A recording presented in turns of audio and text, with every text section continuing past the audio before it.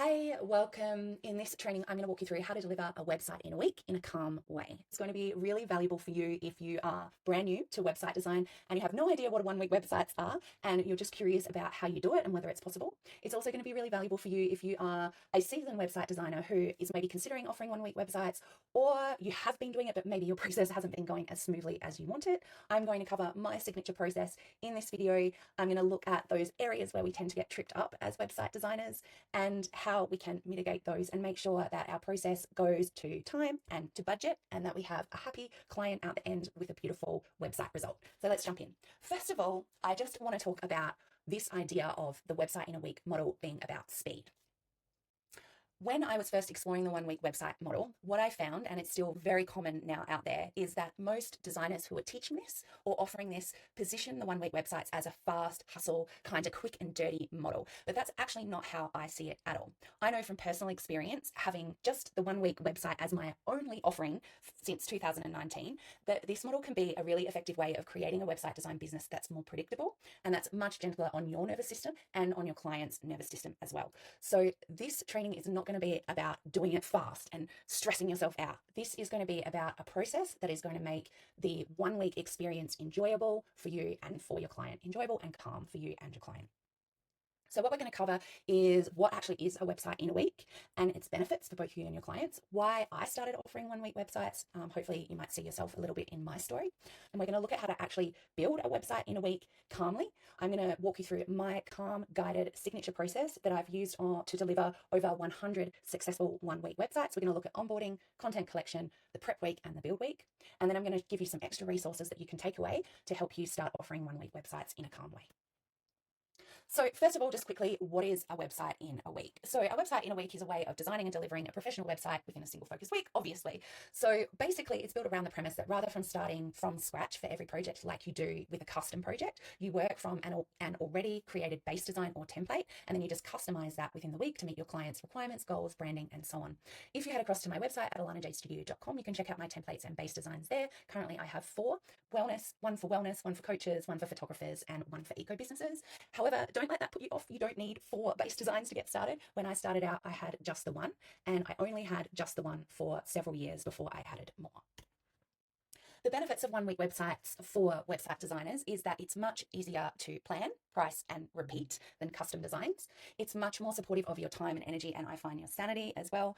And it really does mean that your projects unfold predictably and to plan. So there's far less scope creep, blurred boundaries, and mental load that comes from those long, drawn-out custom projects. Now, I'm not here to diss custom projects. If you love them, that's great. They just personally didn't work for me, and I'm going to share some of my story in a moment as to why that is. However, you don't need to choose between custom and one-week websites at all. I know a lot of designers who offer custom design, but then they also offer one-week websites as a lower price point option for clients who maybe don't have the budget for custom design. And I really see so many benefits for clients too. After doing 100 of these, I get the same feedback from my clients over and over again. And that's that they felt a real sense of calm and confidence coming into the project because you're working from a base design. They're actually able to see exactly what they're going to get before they invest. It really reduces overwhelm and things like decision fatigue from those long drawn out projects, or we all know of those projects that just never ever end. They just keep going on and on. We've all had experiences with those. And with my calm and guided process, which I'm going to teach you today with the regular check-ins, and touch points along the way, this makes the client feel really cared for and looked after and very involved in the process, so there's no surprises along the way. So there's lots of benefits for clients too, outside of it being quick. And that's why I don't talk about one-week websites as being a quick thing. It is fast, but there's so many other benefits around that. Hi, I'm Alana from Alana Jade Studio. I'm a Squarespace website designer and SEO specialist and founder of Alana Jade Studio. That's my website there if you want to go and have a look. Since 2019, I have created, as I said, over 100 successful one-week websites, and I've developed a signature process around that allows me to do it in a calm, gentle way. And so I have now started teaching other designers how to do the same. That's me, that's baby Alana, back in 2019 when she did an at-home DIY brand shoot. to get her web design business off the ground. At the time, maybe doesn't look like it, but I was recovering from severe burnout. I could really only work around no more 5 hours a day.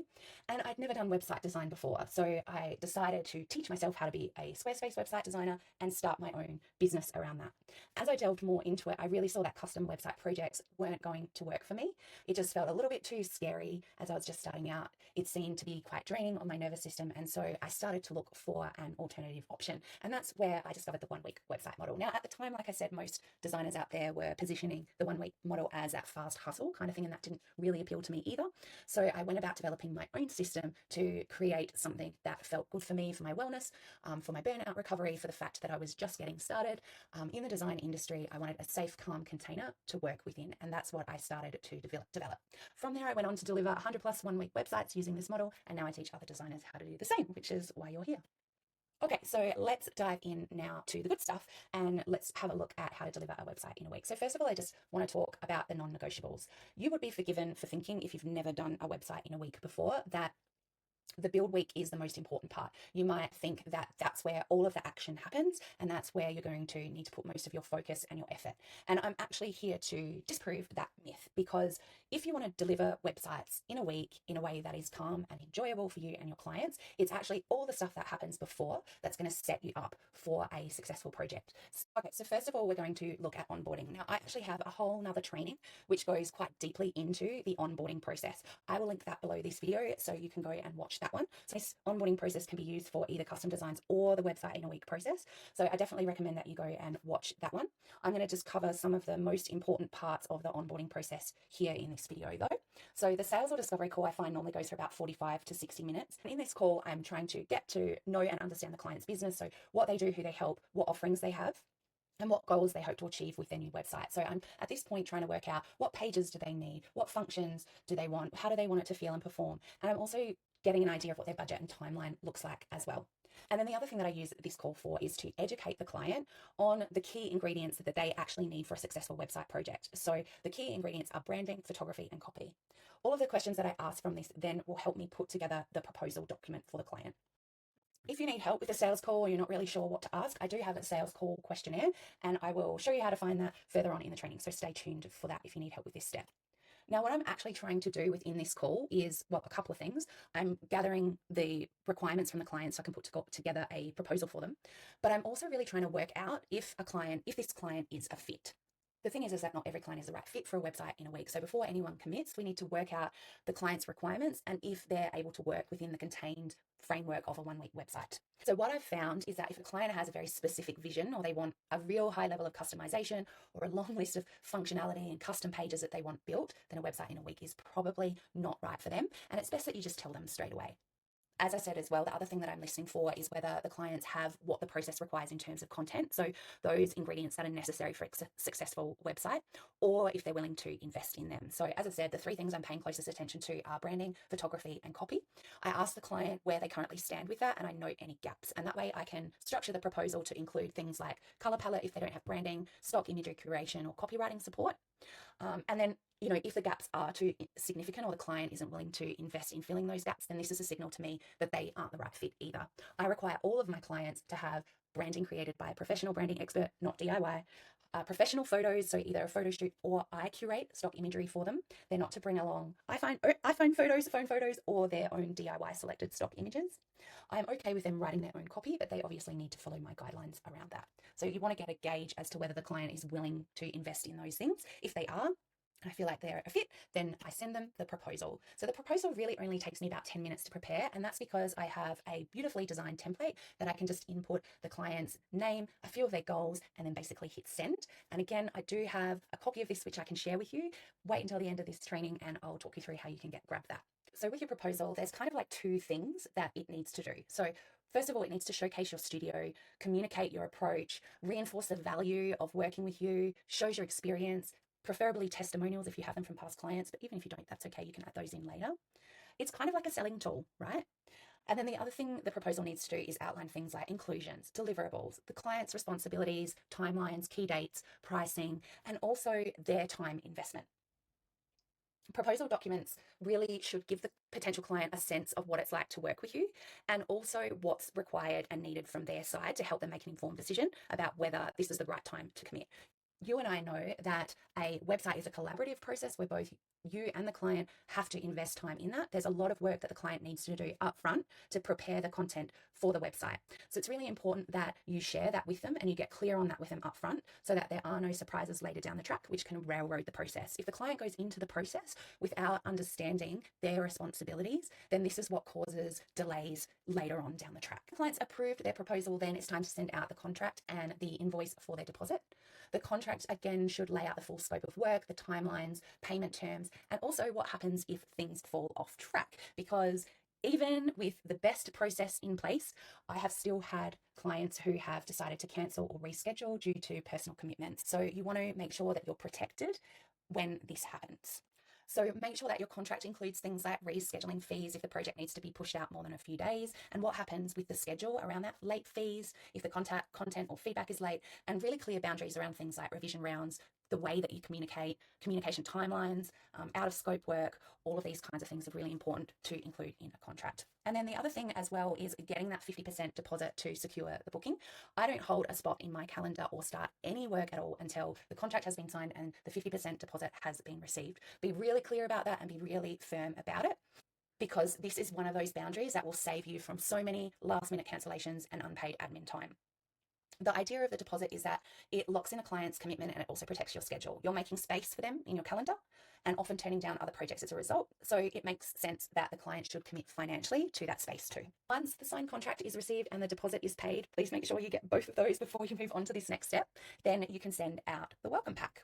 So my welcome pack is basically a welcome guide outlining the project timeline, the key dates, how we'll work together, expectations around the journey ahead, and then also a content pack for the client to complete. So it has things like questionnaires, checklists, a copy planner for them to write their words into. And I pretty much share this via Google Drive and just use Google Docs for this. I don't have a really fancy system. I find fancy systems just overcomplicate things and make it more difficult for your clients. So I just like to use a system that most of my clients are already familiar with. Google Drive is great for that. I also have another article on gathering content from clients where I go into that in a lot more detail. I will link that below for you as well. Okay, the next part is the kickoff call, and this is what I feel is the most important, often underrated parts of my signature website in a week process. And usually I book it about 4 to 5 days after I've sent out the welcome pack and the content documents to the client. And the main goals of this call are to make sure that the client feels super confident and clear and supported as they begin preparing their content. So you've just given the client a huge stack of documents and deadlines, and that can feel really overwhelming. And we know when overwhelm kicks in, that just leads to procrastination. So we want to try and avoid that, because that's going to create delays in the project. So jump on a call with a client, walk them through the content pack together, give them a little bit of direction around priority and what to focus on first, answer any questions, and just ease any anxiety. Be their biggest cheerleader. Tell them that they've absolutely got this. They can leave comments in the document if they get stuck at any point in the process, and ask them how they're feeling. Make sure that if there is any overwhelm or there is any concern, that you cover it off on this call and ease any anxiety. I find you just need about 30 minutes for this, but it's a really effective way to make sure that the project keeps moving. And I feel like the client really does feel taken care of and much more in control by the end of that call, rather than just letting everything sit untouched in their inbox. Okay, so let's move on to content collection. This is one of those areas where website designers tell me all the time that they have a lot of trouble. Either the content is not good enough, bits and pieces are missing, or the client doesn't get the content to us on time. And we all know that we can't make a website or a great website if we don't have content, and high quality content at that. So I always say to my clients, that a website can only ever be as good as the ingredients that go into it. And that's why in the sales call, I spend a good chunk of time explaining to the clients the kind of content that they need, and the requirements for my process are professional branding, professional photography, and copy written to my guidelines and content planner. If a client's not willing to do that, then they are not a right fit. So already at this point, the client should have already been quite prepped. And if you needed to do other bits and pieces like branding or help them with stock imagery curation, that should have been identified in the sales call. And then also what helps here is that content collection pack that you sent out with the welcome guide, which guides them through branding, what words to write for each page, images that they need, and so on. And I actually have my exact templates that I give to clients available for you. And again, at the end of this training, I'll share with you how you can get those if you need some help gathering content from clients. But we know that high quality assets, really make the project more enjoyable for you and you get a better result out the end for your client. Okay, and just making sure on this note on getting your content on time. Late content, as I said, is one of the most common reasons that website projects get pushed.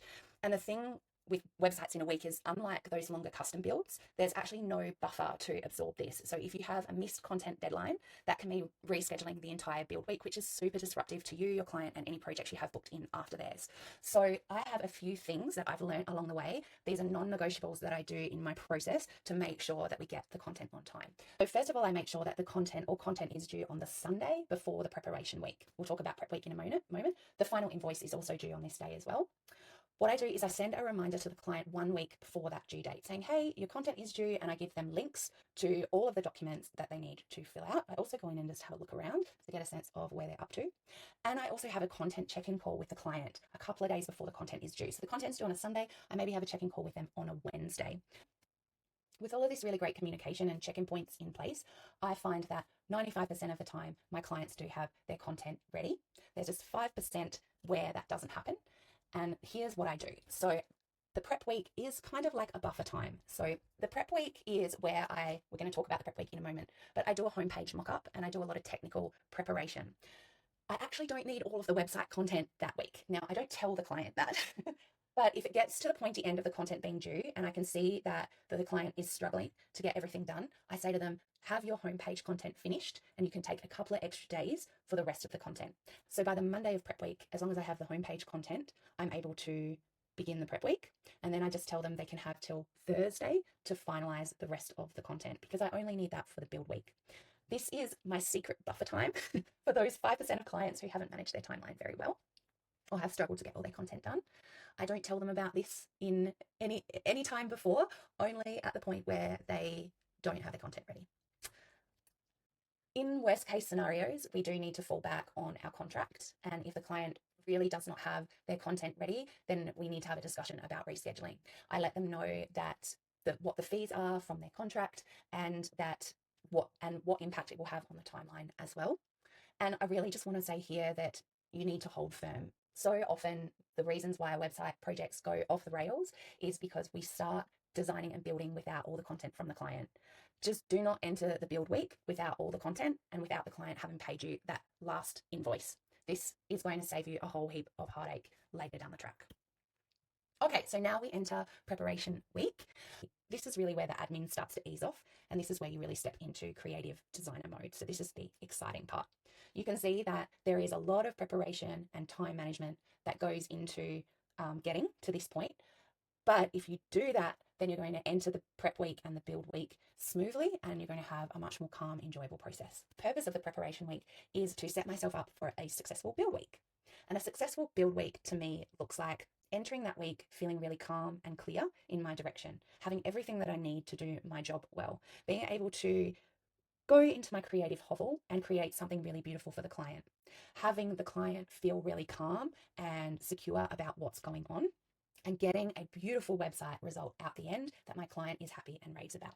So in order to do that, I do a couple of things in the prep week. The first is I create a homepage mock-up that I have my client sign off on. This has a potential, this really does save so much time because it's much easier to change colors, fonts, and images and so on in a mock-up as opposed to reworking them in a live site. This is really at the point where I get on the same page with my client and my client gets to see a snapshot of what we're going to build next week, which helps to make them feel really confident and calm and at ease. There's no really surprises for anyone. And as we move into the build week, the sole attention can then be on building. This step also, I find, means that when we come to the review day in the build week, there's often very few change requests because your client has been involved in the process all along the way. So how I actually do this is I do a mock-up in XD, or you could do it in Figma, and I actually send my client a feedback form which guides them through what specifically to provide feedback on in the review process. So, we're looking at colors, fonts, overall visual direction, and I'm just making sure that their feedback is constructive and specific and it stays within the scope of the 1 week website. And that feedback form helps to keep that contained. I also have a specific email that I send out that help preps the client in terms of what to provide feedback on. And again, I have this exact feedback form and emails available for you if you would like a copy of mine. And at the end of this training, I'll tell you how you can grab that. The other thing that I do is get all of the logins, the verification codes, all of the technical access and everything sorted at this point too. So that again, when I go into the build week, I'm not waiting on the client for any of those kinds of things. This normally takes me the homepage mock-up I do on the Monday, and by Wednesday it's generally signed off, and the logins and verification codes and things like that just take me an hour or two.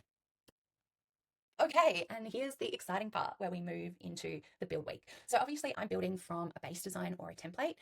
Some designers I know do create a website in a week from scratch. I think, it's absolutely possible, but that never felt achievable for me, I guess. So I like to use a base design or even pre-made section templates that you can piece together. And this just makes the whole process a lot quicker, but it also allows you to do a huge amount of personalization based on the client's requirements and their business and branding. And as I said, clients actually really love the idea of base designs because they can see what they're going to get before they invest. And the feedback I've got from my clients is that provides a great deal of safety for them during a time that can feel quite stressful. It's a big investment for a business owner. So anything that you can do to create that safety does help. So here's how I structure my build week. On the Monday, I do all of the technical setup, all of the global styling, and I build out the homepage. And then from there on Tuesday, because all the styling's done and the homepage is built, the building out of the remaining pages tends to be relatively quick. I used to do this completely by myself, but as my business started to grow, I have brought on another website designer who does take care of the Monday and Tuesday tasks.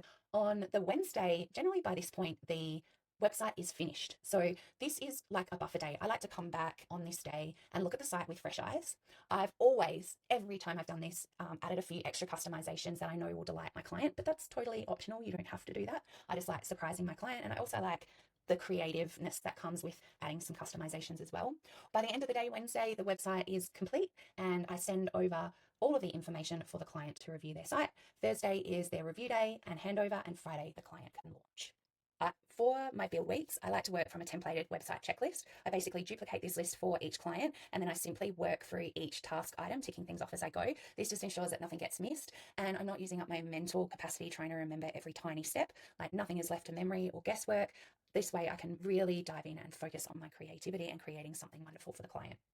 I just want to talk about the Thursday review period because this is another area where I find we can get tripped up as website designers. So the common thing out there with review is to offer rounds, edit rounds, like 1 or 2 kinds of rounds. But what I found is that these can really easily blow out, and they're actually really hard to put boundaries around. Like, where does one round of edits start and end? And so I've never offered review rounds. Instead, I do what I call a review period. And this is generally a 2 to 4 hour window where both my client and I are online at the same time.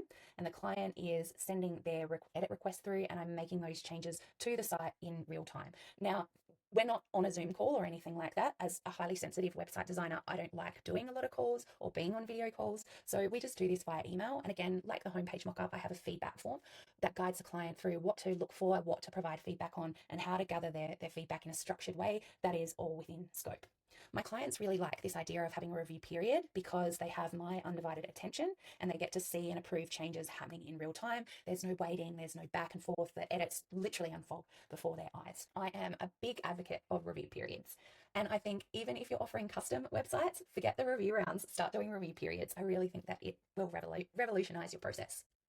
And finally, the handover. Now, this is another one of those points where if it's not done well, then this can be another time sucker for us as website designers, because if we don't hand over well for our clients, we run the risk of having clients come back to us with loads of questions about their website. And, that's fine. I offer a support period for my clients and I encourage them to ask questions, but you get the same questions over and over again, right? So what you want to do is give the client a handover pack, a handover guide, which has got things like video training materials, details on their support period, next steps that they can focus on for their website, and just help the client feel confident that they can manage their site independently.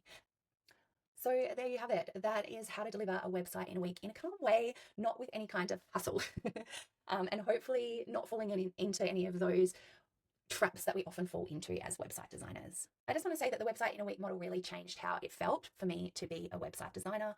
Pricing became simpler, projects were more predictable. I was able to manage a scope. It's much gentler on my nervous system, and my clients really love it. I have such good feedback around how clear and calm the process is. So if you're on the fence about whether website in a week are for you, maybe you should give it a go. Okay, so I promised you a couple of resources at the end. All the way through this, I have been hinting that I've got resources from my own process to help you offer websites in a week. So here's a couple of things that you can have a look at. Project plan and checklist is really perfect for you if you're curious about the 1 week website model. You just want to dip your toe in and find out a little bit more. You get a beautifully designed project plan which walks you through every phase and key milestone of my signature website in a week process. Plus you get an editable task list which has got tasks for every single phase and key milestone, and it's editable so you can adapt it for every project. You can duplicate it and adapt it for every project you deliver. That's a really, really good starting point, and I've popped the link below this video if you want that one. The other one is my website in a week document toolkit. So this is the complete system. It gives you everything you need to guide your clients smoothly through a 1 week website process. So this is where you're going to get all of those customizable templates. So things like a beautifully designed proposal, welcome guide, all of the content gathering templates that you need to get high quality content from your clients. So copywriting questionnaire, image checklist, branding questionnaire. I give you a copy of the exact sales call questionnaire I use so you know exactly what to ask your clients and to look out for on a sales call to make sure that the client is a fit. You get all of the feedback forms to collect the feedback from your clients at those different review points in the process to make sure that your feedback is contained and doesn't blow the project out. And you get a copy of all of the email scripts that I use to send to my clients throughout the project to make sure that the project stays on track. Plus you get that 1 week website project plan and checklist that I talked through before as well as an added bonus.